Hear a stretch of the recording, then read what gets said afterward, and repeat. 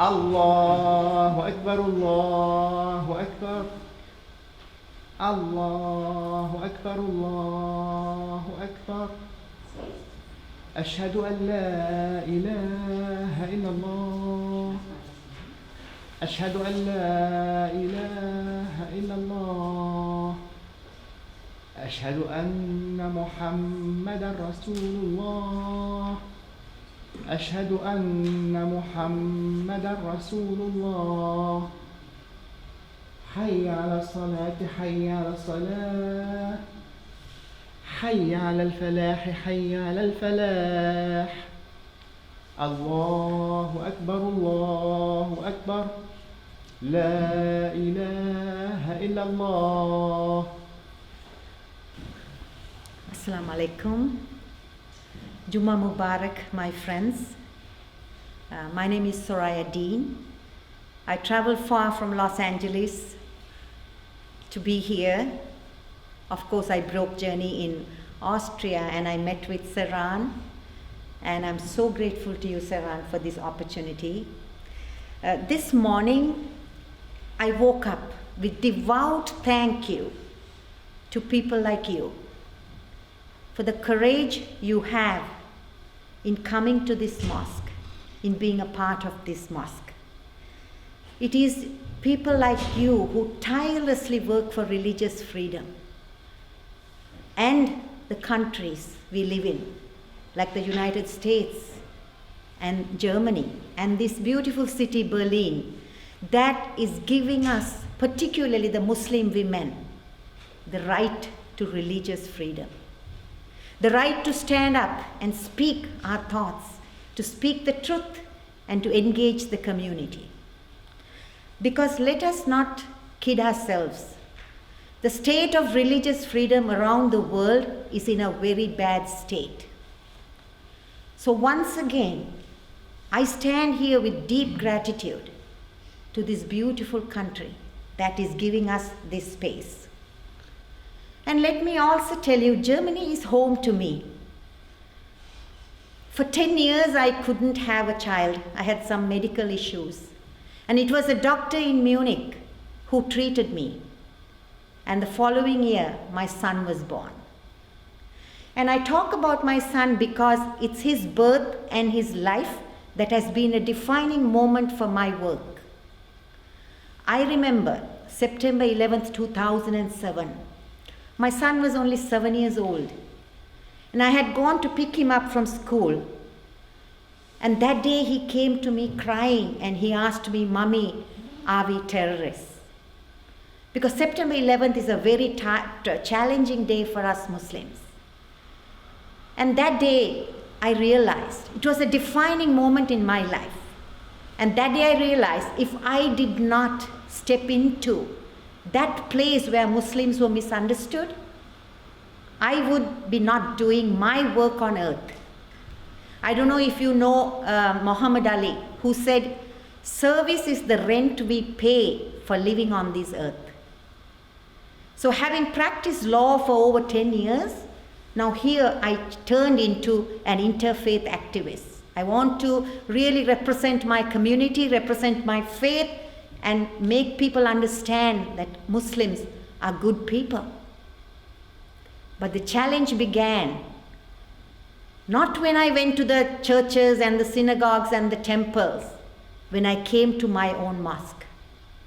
In my own mosque, I didn't have a voice. In my own mosque, I had to use a side entrance. In my own mosque, women were not treated with dignity. And there I realized that my work had to be deeper into understanding what is it that makes Muslim women so not respected in our own communities.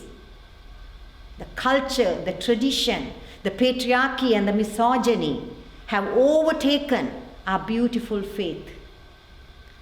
So my friends, there's work for all of us to do, because this is not the story only of my life in Sri Lanka, in Los Angeles, and I know it happens everywhere in the world.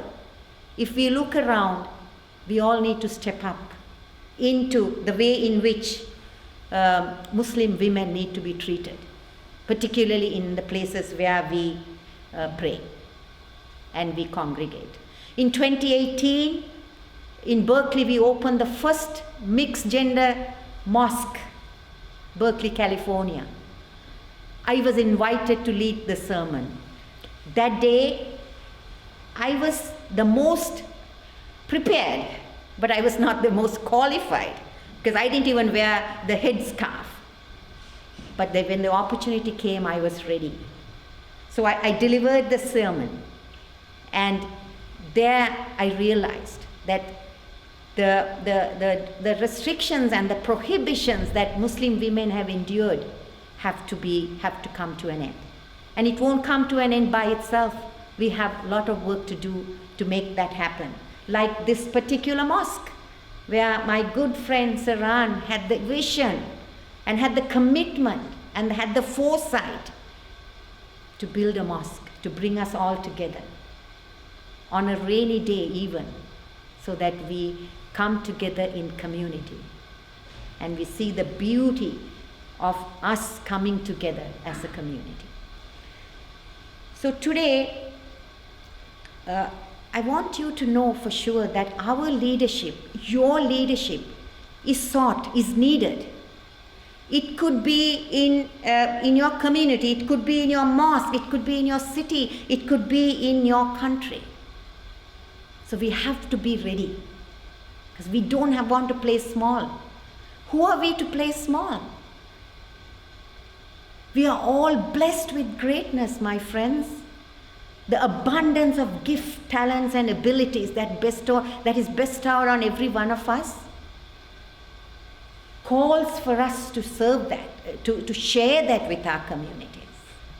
Let no one tell us that we women are not powerful. Let no one tell us that we men are not powerful. We are all powerful people. So I want to talk to you today about a blueprint. You know Dr. King, I'm sure you may have heard of Dr. King. Yeah? He was a civil rights activist in the United States. Martin Luther King, yes. He talked about a blueprint. He said, you know, a building needs to have a blueprint, right? What happens if you construct a building without a blueprint?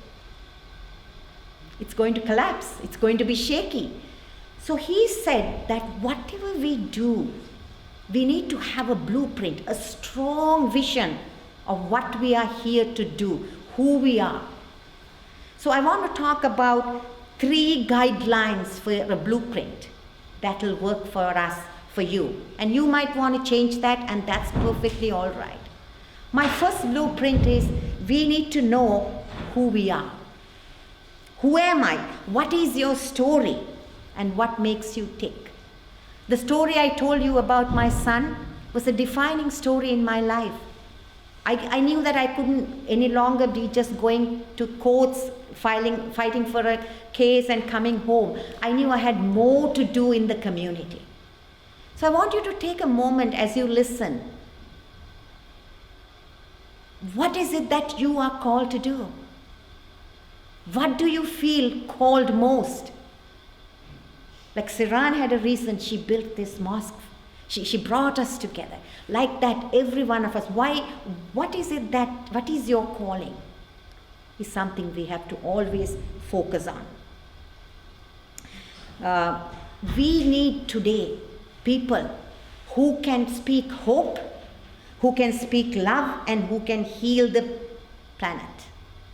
So knowing you is also knowing that you need to lead with those qualities. Because without love for one another, without our ability to heal the other person, without our ability to collaborate and be compassionate, I think whatever we do will have no meaning. So knowing you is critical. Who are you and what do you bring to the table? It's very critical to know. What are your gifts, talents, and abilities? For way too long, Muslim women have been presented with a masculine God, a genderized God by the men, and we have been stifled. We have to break that barrier first.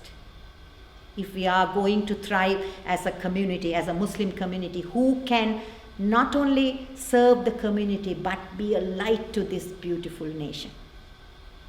So we have to break that barrier. Who are you? Who are you? What is your vision? Because most of us can get stuck in the past, not have a vision for the future. The past can be pretty challenging and dangerous and sad and broken. But that doesn't have to define who we are. Today we get to create a new us. That is very, very important to know. Because 3,000 years ago, Buddha spoke about neuroplasticity. Our brain can function differently if we give it a fresh message. We don't have to be defined by the past. So I want you to really think about, who am I? How can I bring light to this city? How can I bring light to my community, to my country? It's a huge responsibility, but a beautiful one. So unless we know who we are, we can't do that. Only when my son was bullied in school and told he was a terrorist, I realized that I was in a vocation of law. Then I realized my calling was way more greater than my vocation. So it will come to you. You have to pay close attention to what is nudging you, what you are feeling. Second, I say we need to build power. Power, we are told, especially women are told, it's not good for you. It's not necessary. Power, my friends, is our ability to act. Why are politicians so powerful? Because they have people around them. Alone, they are not as powerful. Why are we so powerless? Because we don't have enough people around us, right? So we need to build that power. And in order to build that power, we need to talk to others. In the world of community organizing, we say at least reach out to 2 new people on a weekly basis, because we need to build the power. Alone, we can't do anything much.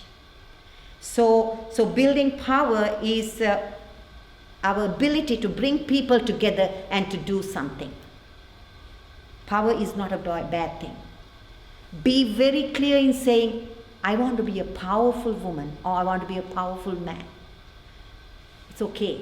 Let us claim the power we are in. The third guideline I want to talk to you is very, very important. Don't major in minor things. This work is very challenging. I know how hard it is for Saran alone, because people are waiting to put you down, to crush you down, to harm you. They're waiting to laugh at you. They will disagree with you. But let all those things be minor things. Don't major in them. Where is the time if we major in these minor things? It's going to bring us down. So let go. Let go. If you know somebody said something negative about you, that's fine. Next day go up to them and meet them and talk to them and build a relationship. Because religious freedom and our ability to build community has to be bipartisan. It is not a partisan issue. We have to reach out to the other person. Because today we live in a very technological world. On Facebook we can get angry for years, right? We just see a post, a response, and we don't talk to people. So I ask you, please be engaged. And Rahim is our sense, right? We have been told that. Yes, so be that. And our work should be guided by kindness and altruistic joy and joy for the success of others. Compassion and equanimity are very, very critical. Because as we point one finger, let us never forget that 3 fingers are pointing back at us. So take that high road. Don't major in minor things. This is very important to do. So why is it that it is necessary for us to understand this? Because it is necessary. It is necessary because look at the plight of women in Afghanistan, in Iraq, in Iran. I mean, it's necessary that we amplify our voices. Look at the situation not only in those countries but everywhere else. It is necessary that we amplify our voices for justice. Because injustice is easy, isn't it? Justice is hard. And what is love? Love, what is justice? Love in action. So we have to be very clear. If we are going to be a special community here, we have to embody love. That is very important. And understand that their story is our story, right? It's just that they happen to live there, but it's just that we are so blessed to live here. But their story of struggle is our struggle in a different way. And many others, my friends, they are waiting on us. They are waiting on us to show a way. So to us, where much is given, much is expected. That's a given.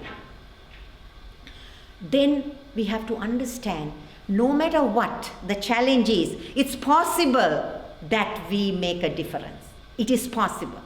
Look at Nelson Mandela, 26 years in prison.